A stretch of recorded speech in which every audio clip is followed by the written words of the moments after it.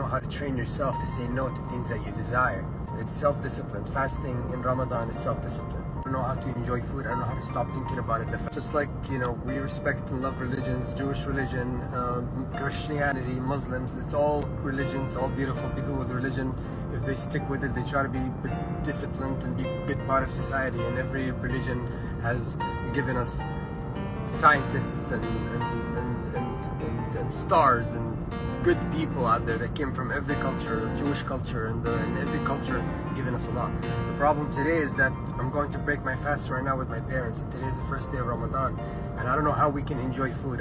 And there are 2 billion Muslims around the world. Let's say half of them are fasting, or less than a billion is fasting. But kids in Gaza, parents in Gaza are sitting, holding their kids today, trying to calm them down. We've seen all these videos, trying to calm them down and hoping they're not the next house to be bombed. They're not the next house to die. And we're here waiting for the sunset. Fasting is from sunrise to sunset. It's a way to discipline yourself, to feel with poor people. But more than that, there's a lot more to it. It's self-discipline. You learn how to, we're not eating. First, you cleanse in your body. It's also healthy. I'm not a doctor, but I'm sure there's some. You can look up some health to fast. Fasting from sunrise to sunset is just basically a timeline, just so you know before you had a watch, a clock in the desert, how to fast. And it's a time where you try to be pure, you try to connect with poor, you try to feel with them, but also not for the poor, because you're not giving the poor much. You're actually disciplining yourself. It's self-discipline where you know you want to eat, but you cannot eat, and you know how people don't have food. And there's a lot of things that we desire. You desire to do things in moderation, but you might drink, you might smoke, you might, I don't know what you do, but everything that's not in moderation is not a good idea. So when you fast, it's your opportunity to cleanse your body and your mind and get closer to God, or whatever, or just do yoga, or it doesn't matter. It basically serves the same purpose whether you're a religious person or an atheist person.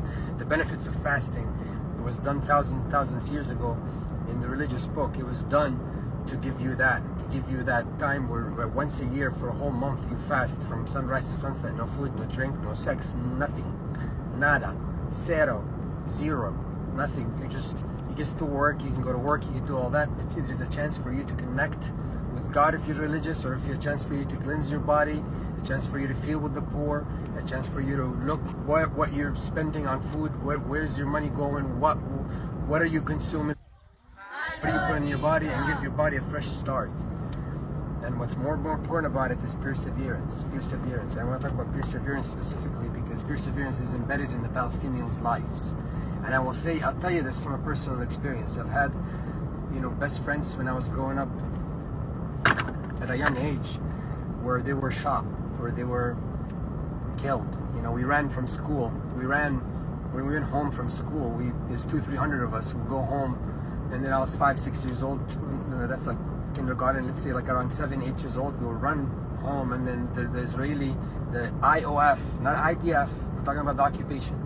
The IOF soldiers would shoot, not even rubber bullets, sometimes real bullets. So statistically speaking, we have to have a few people here, unalived, and it's part of our life. So perseverance is important, that we always adapt. We always know how to deal with things. When someone dies in our culture, specifically, almost always, because of the occupation, or someone goes to jail, like your dad or your little brother that's 13-year-old goes to jail for 20 years just because they threw rocks, or they were accused of throwing rocks.